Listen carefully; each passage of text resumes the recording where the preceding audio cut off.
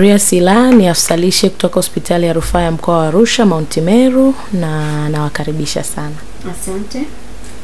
Naitwa Ibrahim Jason Mbangania, ni afisa lishe kutoka hospitali ya rufaa ya mkoa wa Arusha Mount Meru. Ambaye anatusikiliza kupitia masafa ya 101.5 aelewe nini? Asante. Kwanza kabisa tukianza, lishe ni njia ya maisha, nikimaanisha kwamba ni lishe yako ndio itatuambia kwamba utaishi muda gani, matokeo gani tutayaona baada ya miaka fulani. Kwa hiyo nikisema lishe, maana yake ni lazima iwe ni mchanganyiko wa vyakula tofauti tofauti kutoka kwenye makundi tofauti tofauti. Nasisitiza hapo kwenye mchanganyiko, lakini makundi tofauti tofauti yenye lengo fulani, iwe ni kukuweka sawa, iwe ni kukusaidia kwenye kukua, iwe ni kukusaidia kwenye kuongeza uzito. Kwa hiyo matokeo yatakuwa yanatofautiana kulingana na malengo ambayo unayo, kulingana na hiyo lishe unayotumia. Lakini sanjari na hilo, ninavyosema makundi tofauti, manake kuna makundi ya chakula, kuna makundi 6, kuna kundi la kwanza la nafaka, ndizi na mizizi, ambapo tuna mchele, uwele, mahindi meupe na njano, tuna ulezi, hizo zote jamii za staili hiyo. Lakini pia miogo, viazi, magimbi pamoja na ndizi zenyewe. Hilo ni kundi moja. Kwa maana yake ukichukua pilau, ukichukua na ndizi, ukichukua na wali, uko kwenye kundi moja tu ambalo linatupa nguvu, ambapo ndo tunaisema ni wanga. Kundi la pili ni kundi la jamii za mikunde, ambapo tuna maharage, njegere, choroko, njugumawe, dengu, ngwara. Hizo jamii zote za maharage ambazo nazo zinasaidia kujenga mwili pamoja na kinga na kutupa kamba. Lakini kundi la tatu ni kundi la jamii ya wanyama, ambapo tuna vitu vyote vinavyotokana na wanyama, mfano nyama yenyewe, mayai, maziwa, nyama zile za ndani kimaanisha maini, moyo, figo. Alafu kundi la 4 tuna jamii za mboga zote za kijani zinazopatikana huku mijini na vijijini, lakini hata na zile ambazo haziko karibu yetu. Lakini pia jumlisha na kitunguu, karoti, nyanya, bamia, ngogwe. Kwa hiyo mtu mwingine akila hizi kitunguu, nyanya, karoti, bamia, ngogwe, na mwingine akila mchicha, ni karibu zote tunaziita ni mboga. Kwa hiyo yule ambaye anasema napika ngogwe na bamia afu napika na mboga nyanya, nakwambia ni mboga 7, umekula mboga za majani. Lakini kundi la 5 ni kundi la matunda, ambalo kwenye kundi la matunda manake tunazungumzia yale yanayopatikana karibu yetu na hata yale ambayo hayapo karibu yetu, matunda. Alafu kuna kundi la 6 ambalo tuna vitu vitatu vya msingi ambavyo ni mafuta, chumvi na sukari pamoja na asali, na nazi pia inaweza ikakaa hapo. Lakini kundi ambalo linaingia kwenye huwa tunaliweka pembeni, nadhani ni kundi la jamii za mbegu, ambazo hizi kuna mbegu nyingi, mbegu za watu, mbegu za shomari, mbegu za maboga. Ili nalo nadhani lazima likaingia kwenye jamii za mikunde, lakini mara nyingi mimi binafsi naliweka pembeni kutokana na bado tunalifanyia kazi kuhamasisha zaidi watu kutumia zaidi. Kwa hiyo tukisema lishe, ni lazima uwe umechanganya kimoja kwenye kila kundi, kwenye kila mlo wako wa siku. Hiyo ndo maana ya lishe. Tunashukuru sana Bibi Glory Sila kwa ufafanuzi huo, kuweza kumjuza msikilizaji. Pengine alikuwa anajua lishe ni kula mboga za majani peke yake. Kumbe unapaswa kuchanganya kwenye makundi yote ili kuweza kukamilisha lishe. Au pengine alikuwa ajui kama kila ndani ile pilipili hoho, bamia, amekula mboga. Kwa hiyo kupitia Bibi Glory Sila atakuwa amefahamu kuhusu maana ya lishe. Kabisa, tungetamani kufahamu tunapozungumza lishe ya mama mjamzito, ni vyakula gani muhimu anapaswa kula? Tukisema lishe kwa mama mjamzito, kwanza anatakiwa ale kutoka kwenye makundi yote kama watu wengine. Isipokuwa kuna nyongeza ya virutubisho fulani, kwa mfano madini ya foliki, lakini pia vitamini A, lakini pia nyingine ni vitamini E, C, ambazo hizi tunahitaji aongeze zaidi kutokana na mabadiliko yanayotokana na ujauzito. Kwa hiyo kitu cha msingi ni kukumbuka kwamba makundi ni yale ya vyakula. Tunatamani apate chakula kutoka kwenye makundi yote, lakini tunatakiwa tuzingatie kiasi kwamba kulingana na muda aliopo, kwa sababu mimba tunaigawanya kwenye sehemu 3 kipindi cha ujauzito. Kuna kipindi cha muhula wa kwanza, miezi 3 ya kwanza, miezi 3 ya pili na miezi 3 ya tatu.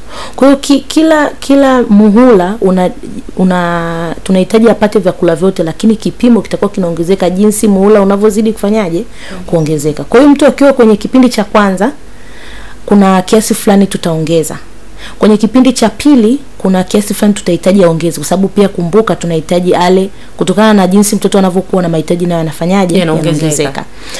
Kwenye kipindi cha 3 pia vivyo hivyo. Kwa hiyo tukisema vyakula gani ile niseme tunahitaji upate vyakula kutoka kwenye makundi yote ambayo nimeainisha hapo mwanzo. Upate chakula kutoka kwenye wanga, upate kutoka kwenye jamii ya wanyama, upate jamii za mikunde, mboga, matunda, lakini pia chakula chako kipikwe na mafuta, kiwekwe sukari ya wastani, tuweke chumvi ya wastani na glasi ya maji kama sehemu ya kuhakikisha mambo yanakaa vizuri.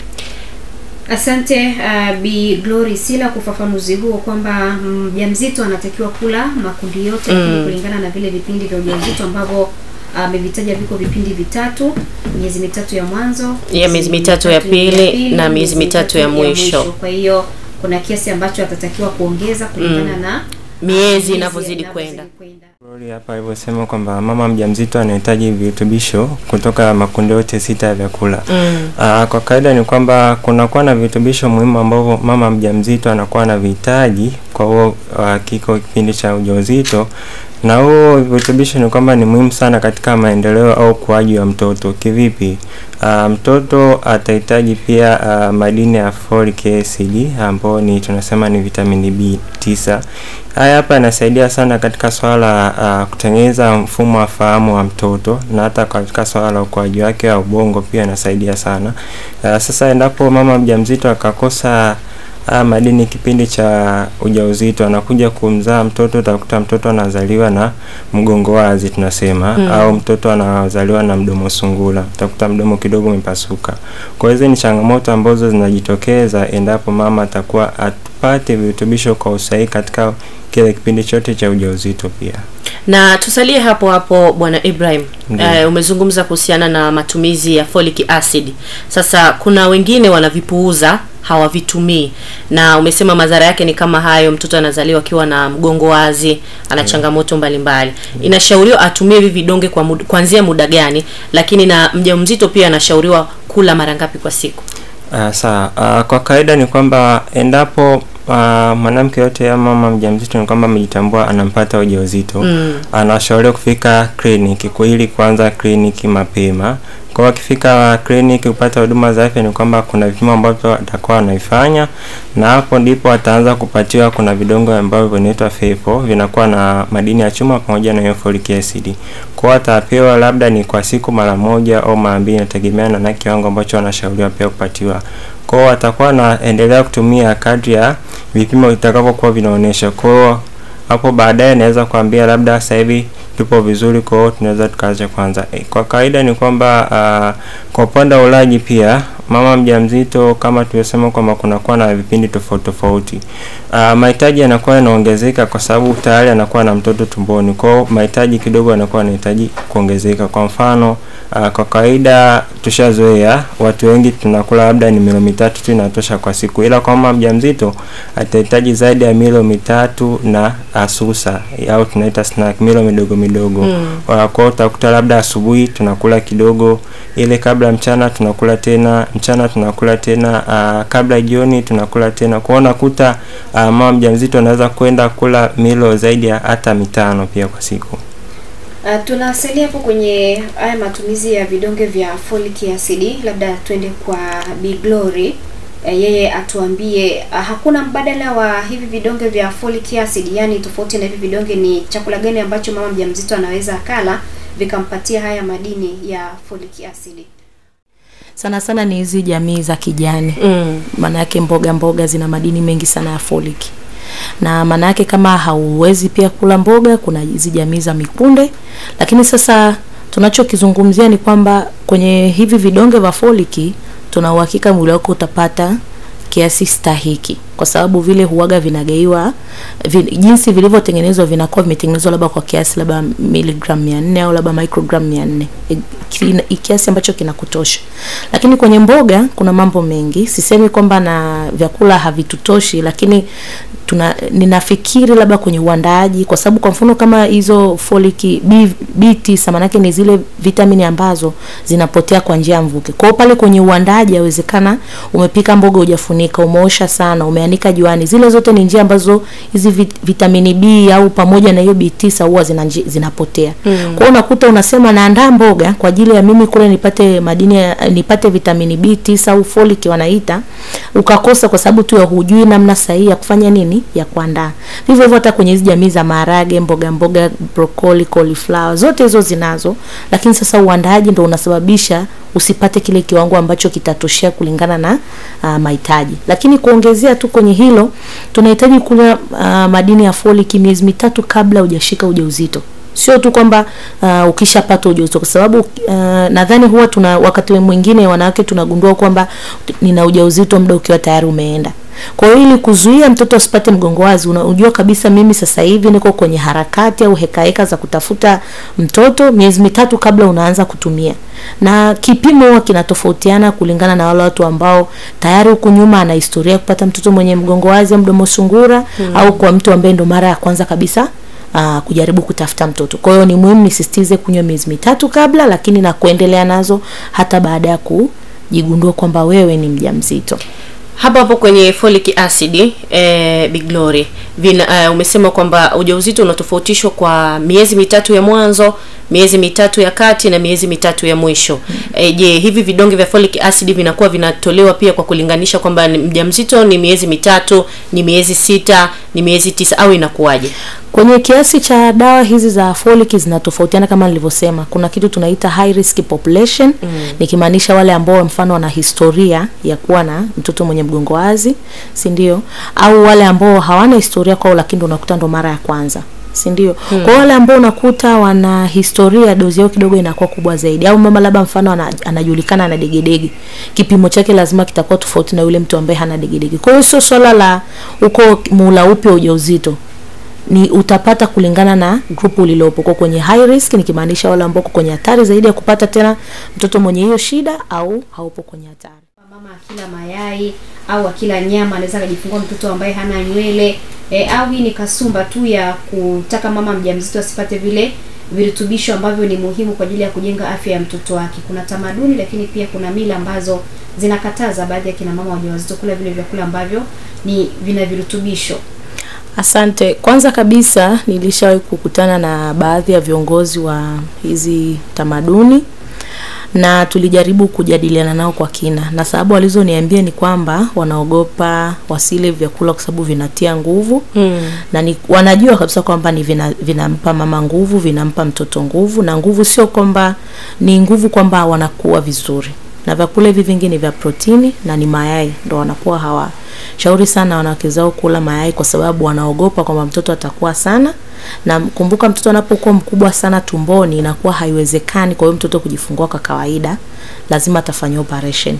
Na ukizingatia kwenye hizo tamaduni zao bado wanapenda kujifungulia nyumbani, kwamba kujifungulia nyumbani ni sehemu ya kwamba wewe ni mwanamke shupavu au jasiri. Sasa unapokuwa una mtoto mkubwa, yule mkungo wa jadi ambaye uko kule kwenye tamaduni zao anaposhindwa kukuzalisha, wakati mwingine inakuwa kuna sababu nyingi, labda mtoto amekaa vibaya, lakini sababu moja hapo ni kwamba mtoto anakuwa ni mkubwa sana kwamba hawezi kupita kwa kawaida. Hiyo ndio ilikuwa sababu kubwa. Lakini niseme tu wazi kwamba kitu chochote kikitumika vizuri hakiwezi kuleta madhara. Madhara yanakuja pale ambapo tutatumia kupita kiasi.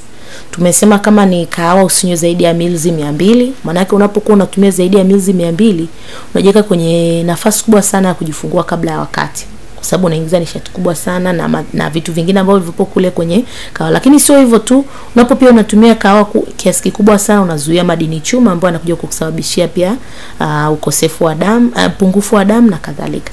Lakini niongezee tu hapo kwenye swali lile la damu, upungufu wa damu. Wakati mwingine upungufu wa damu unakuja kwa sababu pia umama wajawazito wanakula vitu ambavyo sio chakula. Nakula udongo ambao una minyoo, ambaye ile minyoo inakuwa umekula ndio chakula chenye madini chuma, lakini ile minyoo inapoingia inaenda kunyonya ile damu, inajishika kwenye utumbo mdogo pale, kwa hiyo uwezekano wa damu kuongezeka unakuwa ni mdogo. Lakini pia tofauti na kula hivyo vyakula ambavyo sio damu, lakini pia sio minyoo tu inaingia. Unapokuwa unakula vitu ambavyo sio chakula, nikimaanisha chake, wengine unakutana nao nakwambia mimi nakula mapovu, nikishafua nguo ya mume wangu nataka nile yale mapovu, mwingine anakula magodoro, mwingine anakula udongo. Hivi vyote vinaingiza vijidudu, ambavyo vijidudu vinapoingiza vinatengeneza infection. Maana yake infection ikishaingia tayari mwili wako wewe unamweka mtoto kwenye hatari, wewe mwenyewe unajiweka kwenye hatari.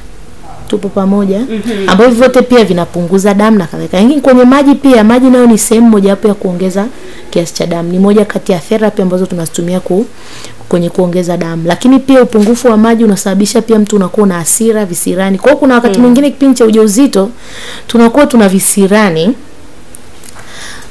kwa sababu pia hatunywi maji ya kutosha. Kwa hiyo kuna namna fulani unywaji wa maji unasaidia kwenye kupunguza hasira na visirani. Kwa hiyo hasira za mama mjamzito wakati mwingine inawezekana kuna hormone wakati mwingine kuna issues zijaongelea labda za kisaikolojia, kuna wakati mwingine zinaweza zikawa zinatokana na upungufu wa nini wa maji. Kwamba akili inashindwa kufocus, kwamba kuna shida fulani, badala ya kutafuta mbinu ya kusolve kitu rahisi kufanya ni kupaniki kwamba mbona kufanya no, lakini wewe ulikuwa na nafasi pia ya kulifanyia kazi. Yeah. Umezungumza Big Glory hapo kwenye swala zima la hali hiyo ya mama mjamzito ambao anakuwa anakumbana nao kwa miezi ile 9, ikiwemo hasira, kukasirika. Kuna ile hali anajihisi mnyonge, anakosa kuna tumaini ambalo alikuwa analitamani kupata labda kwa mume wake, kwa mwenza wake, haipati. Anakuwa amesononeka, amekaa kwa majonzi. Inamwathiri vipi mtoto aliyeko tumboni? Asante. Kwanza niseme kichwa kinaendesha mwili kwa ujumla. Ndio maana kichwa kikipata shida mara nyingi na mwili kuna namna fulani unarudi nyuma. Sasa ni nini nataka kusema? Unapokuwa unasonona tuseme au una msongo wa mawazo na hauna watu wale wa karibu kukusaidia, kwanza kabisa unapokuwa na stress, manake hata homoni mwilini zinabadilika. Kuna namna, kuna homoni zinaitwa cortisol zinaongezeka. Cortisol ni homoni ambayo inazalishwa kipindi ukiwa kuna stress, kuna hatari. Kwa kitu kile homoni imezalishwa mara kwa mara na kwa wingi, inazuia homoni nyingine ya insulin isifanye kazi. Maana yake inakuweka wewe kwenye hatari ya kupata kisukari. Lakini pia inakuweka wewe kwenye hatari ya kupata pressure kipindi cha ujauzito. Ambao hivi vyote kama nilivyosema awali vinakusababisha unajifungua mtoto kabla ya muda, na wakati mwingine unaweza usijifungue mtoto ambaye uko salama. Wakati mwingine unaweza ikasababisha ukajifungua mtoto ambaye ni mfu. Unaona? Kwa hiyo ndio maana ni muhimu kama umejaribu kufuatilia hivi karibuni, serikali inaweka mkazo kwamba wawepo watu wa karibu, na ndio maana hata kwenye kliniki tunashauri mtu aende na mwenzake, na ukienda na mwenzako unahudumiwa haraka. Makusudi ili kuweza kuweka msisitizo kwamba mimba isiwe ya mama peke yake. Awe na watu wala karibu, iwe ni mama, iwe ni mama mkwe, iwe ni mume, iwe ni kaka, iwe ni mdogo. Kwa hiyo nitoe tu wito kwa wanawake wenzangu, usifanye ile mimba ni ya kwako. Ishi na watu tu vizuri ili unapokuwa una issue yako kama hiyo uweze kusaidika pia vizuri, kwa sababu kuna mwingine hasaidiki kulingana na jinsi ambavyo alikuwa anaishi na watu. Tunakujua wewe ni mkorofi na hauna rafiki, huwezi kuongea na watu vizuri. Kwa hiyo ile kusaidika kuna namna inapungua. Kwa hiyo hii nitoe tu ito kwa jumla, mimba sio ya mama peke yake. Na hata mtoto anapozaliwa, kila mtu kwenye jamii ana nafasi yake ya kumtizama yule mama mjamzito na hata baada ya kujifungua. Sasa ni ipi nafasi ya akina baba au wale ambao wamewapa akina mama ujauzito katika kuhakikisha kwamba akina mama wanapata lishe ambayo ni bora, hii lishe ambayo tunaizungumza hivi sasa? Akina baba wana nafasi gani katika hilo? Asante. Kwanza kabisa kwenye nafasi za kina baba, baba ndio yuko karibu zaidi na mama. Kama tuko sahihi. Yaani tungetegemea baba awe karibu na mama. Na jinsi mimba inavyozidi kukua, kuna namna utekelezaji wa majukumu unakuwa ni mgumu kwa mama. Yes, kwa mama. Kwa hiyo tunahitaji baba awe karibu kwa ajili ya kumsaidia mama zile shughuli ndogo ndogo, moja. Lakini mbili, kikawaida kwenye jamii zetu za Kiafrika tunategemea baba ndo anahakikisha upatikanaji wa chakula nyumbani. Swala la maandalizi tutamwachia mama. Kwa hiyo kazi ya baba kwanza kabisa ni kuhakikisha kwamba chakula kwenye kaya husika kipo cha kutosha. Lakini tofauti na chakula, tunahitaji msaada wa kisaikolojia, nikimaanisha kwamba uwepo. Kuna mtu kweli hana uwezo wa kuleta chakula, lakini kuna namna anakufanya unajisikia vizuri. Kwa hiyo inapunguza msongo wa mawazo. Na tumesema msongo wa mawazo unaweza kusababisha pressure kipindi cha ujauzito, unaweza kusababisha kisukari na kadhalika, kutokana na hauko stable kwa wakati ule. Kwa hiyo wakina baba tuna nafasi kubwa sana za kuhakikisha kwamba wanawake zetu hawapati pressure, hawapati visukari. Lakini pia hata unapokuwa umepewa ushauri kwenye kituo chako cha afya ulichoenda, unapokuwa na mwenzako ambaye naye ameelimika vizuri, anakuwa ni sehemu ya mtu wa kukuhold accountable, nikimaanisha kwamba kuhakikisha kwamba kile ulichoelekezwa unafuata. Umeambiwa kunywa dawa zile za folic, kunywa. Umeambiwa kunywa dawa zile za kuongeza damu, unakunywa. Kwa hiyo baba anakuwa karibu kuhakikisha kwamba yale maelekezo ambayo anatakiwa kuyafuata amefuata. Lakini pia tukienda kwenye eneo la makuzi, baba nao ana nafasi kubwa sana. Ndio maana hata wanapokuja kliniki tunawafundisha kwamba kuongea na watoto. Mtoto anapokuwa tumboni anasikia sauti ya wale watu mapema, na ndio maana mtoto akizaliwa haongei Kichina. Anaongea Kiswahili kwa sababu kuanzia akiwa tumboni anasikia baba na mama na jamii kwa ujumla inaongea mawasiliano. Kwa hiyo baba pia anapokuwa karibu akaongea na yule mtoto tayari anatengeneza bondi nzuri kuanzia mtoto akiwa tumboni hata baada ya kujifungua. Lakini sasa unakuta baba haupo nyumbani, na wakati mwingine kweli kuna sababu za kutokuwepo, lakini sasa unakuta haukuwepo kwa kipindi chote cha ujauzito. Sasa utatengeneza bondi sangapi? Unakuja ni ngumu. Asante sana Bi Glory Sila, afisa lishe kutoka hospitali ya Rufaa ya Mount Meru, kwa kutueleza umuhimu wa kina baba kuweza kushiriki kikamilifu katika lishe. Tunaposema lishe ya mtoto tunamaanisha nini? Lishe ya mtoto ni kwamba kidogo hapa kuna vipindi ambavyo tunashauri kutokana na lishe ya mtoto ipoje. Kivipi? Mtoto endapo amezaliwa anashauriwa kupatiwa maziwa ya mama pekee kipindi cha miezi 6 mfululizo bila kumpatia chakula chochote.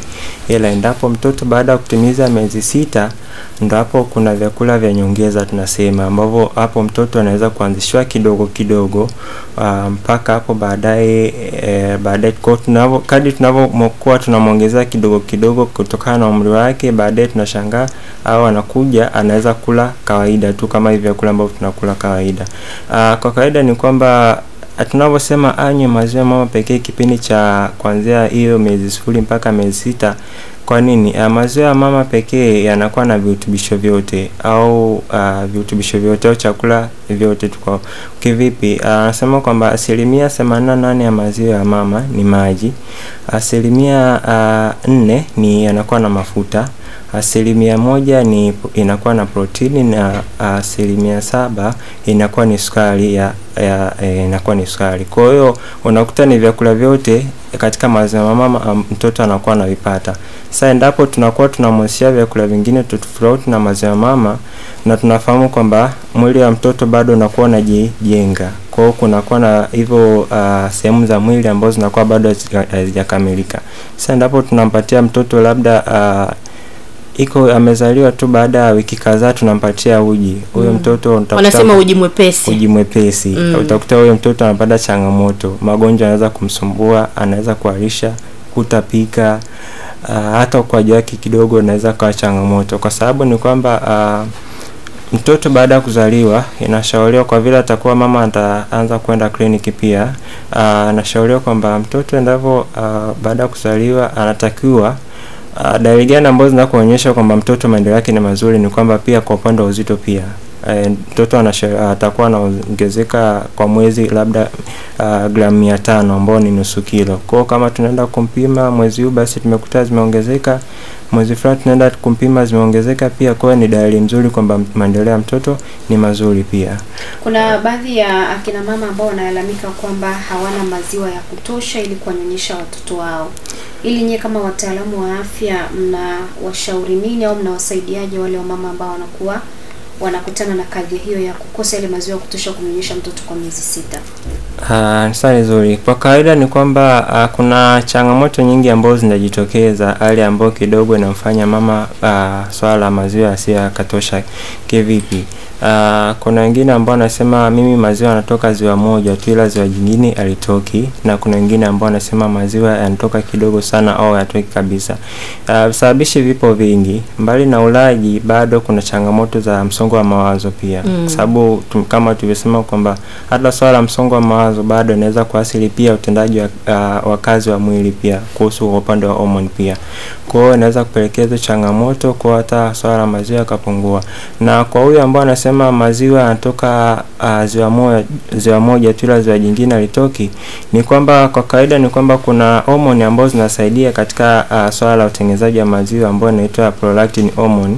Hii hapa inasaidia sana kwa upande wa utengenezaji wa maziwa kwa mama. Sasa endapo mama anakuwa anapendelea sana wa kumnyonyesha mtoto ziwa moja, utakuta ziwa jingine ni kwamba inatengeneza maziwa, ila kwa vile maziwa yamejaa na hayatolewi kwa wakati, yale maziwa kuna ka mechanism fulani hivi ambayo inafanyika katika upande ambao ziwa halitumiki, ni kwamba kinga za mwili sasa zinaanza kujitengeneza, ni kwamba zinatengeneza ile vizuizi fulani hivi, kwa sababu kwa vile atoki basi isiathiri hata titi la mama. Kwa hiyo ni vizuri tukazuia pande hili, basi aendelee kutumia upande mmoja. Lakini mimi niseme tu wazi, ni napenda kusema tu kwamba Mungu sio mchoyo kiasi hicho akupe mtoto alafu akunyime maziwa. Maana yake hapo kuna vitu fulani havijafanyika vizuri kama alivyovieleza, na vingine ambavyo tunatakuwa sisi wenyewe tufanye nini, tujiongeze. Kwenye swala la mama anayenyonyesha, kwanza wengi wanaokuja hata pale kwenye kituo, kwenye hospitali, wanachohitaji ni reassurance kwamba hiki ninachompa mtoto wangu kinamtosha. Hiyo ni moja. Yaani wengi wanakuja pale, unaona kabisa anatoa nyonyo, anamnyonyesha mtoto, maziwa yanatoka, lakini basi kwa sababu kelele za mtandaoni zimekuwa nyingi, ndugu wamekuwa wengi, mimi mtoto wangu nilimpoje akiwa na miezi 3 huko, kwa unajifanya unamnyonyesha sana ili uweje. Yaani vitu kama hivyo. Unaona kama mtoto ashibi. Pressure, yaani kuna ile pressure ya jamii kwamba wewe ni 6 bana hawezi, atalia sana. Yaani kuna ile pressure ambayo hiyo nayo inachangia sana kwenye kumsababisha yule mama ashindwe kujiamini kwamba maziwa yake peke yake yanafanyaje, yanatosha. Moja. Mbili, ni kama nilivyosema, yani nyonyo la mama, ili mama atoe maziwa lazima mtoto anyonye. Kwa hiyo vile unavyoweka kwenye mtoto kwenye nyonyo sana, ndivyo na maziwa yanavyozalisha sana. Na maana yake unapokuwa mfano baada ya miezi 3 ile umeanza ekaeka, labda naenda sokoni, naenda kazini, naenda kufanya nini, kuna namna pia hata masala ya kumweka mtoto kwenye nyonyo yanafanyaje, yanapungua. Kwa hiyo hata kichwa nacho kinajua sasa hivi tusitoe maziwa mengi kwa sababu hata tukizalisha mengi hayatoki pia nini mengi. Tupo pamoja? Kwa hiyo nayo inachangia sana kwamba unapokuwa umweki mtoto wako kwenye nyonyo mara kwa mara, inasababisha pia maziwa kufanya nini, kupungua. Namba 3 ni jinsi unavyomweka mtoto kwenye nyonyo. Kuna position fulani ambazo zinasababisha nyonyo maziwa yatoke kwa shida. Jinsi ya kumweka mtoto tunafundishana kwenye kliniki zetu, lakini watu wakati mwingine huyu anatufundisha sisi mimi ni mimba yangu ya 5, mimi ni mimba yangu ya 2, kwanza mama mkwe wangu kashanifundisha. Sawa, mimi ni mbobezi. Vitu kama hivyo navyo position nayo inachangia sana kwenye unyonyeshaji. Unamshikaje mtoto wakati wa kumnyonyesha. Lakini cha 4 ni pia wakati wa kupumzika. Unapopumzika pia ni njia moja wapo ya kusaidia maziwa kufanya nini, kujitengeneza. Hatupati muda wa kupumzika. Yaani mtoto amelala, sisi tuko macho. Mtoto yuko macho na sisi tuko macho. Kwa hiyo unapokuwa hujalala, mwili wako unasema kuna stress. Kwa kama mwili una stress, hauwezi kuzalisha maziwa kutosha kwa sababu ulikosa tu nini, usingizi. Sasa hapo ndo tunapokuja umuhimu wa kuwa na mwenza ambaye amepewa mafunzo. Kwamba jamani, mama huyu mke wangu bana amekaa na mtoto kuanzia asubuhi, labda nimsaidie masaa haya ili na yeye apumzike kidogo, alafu akiamka anipokee na mimi nifanye nini, nipumzike. Kwa hiyo unapokuwa unakosa muda wa kupumzika, maziwa nayo yanapungua. Lakini kingine ni aina ya vyakula tunavyokula. Kuna vyakula ambavyo kimsingi vinasaidia kweli maziwa kuongezeka. Vinafungua zile tunaziita pause kwa Kiswahili, sio niseme kama vitobo ambavyo vinasaidia sasa ili maziwa yafanye nini, yatoke. Hiyo vyakula navyo tukivitumia kwa wingi inatusaidia sana. Lakini kuna vyakula vingine kwa mfano kama vyakula vyenye jamii ya calcium, ngogwe, maziwa ya kutosha, samaki wale kubanika, ambavyo hivi vyote vinachangia pia vizuri zaidi, biringanya vinakusaidia vizuri kwenye kuhakikisha kwamba maziwa yanakuepo ya kutosha. Tukushukuru sana Habi Glory, muda nao umetutupa mkono. Basi kwa dakika moja tu uzungumze na mama mjamzito kuhusiana na umuhimu wa lishe. Ni kwenye dakika moja za mwisho za kufunga ili swala, niseme tu kwamba lishe yako itatuambia mbeleni upate mtoto wa aina gani, lakini hata baada ya wewe kujifungua utabakije itategemeana na wewe kipindi cha ujauzito ulikuwa unakulaje. Neno langu la mwisho ni kwamba mama wajawazito wazingatie ushauri ambao wanapewa na wataalamu wa afya. Pia kwa wataalamu pia wa lishe ambao wapo katika vituo vyetu vya huduma za kutolea huduma za afya pia. Kwa kijitahidi kutumia na kufuata ushauri ambao wanapata, basi kutakuwa na matokeo mazuri hapo baadaye kwa huyo mtoto ambao pia atazaliwa.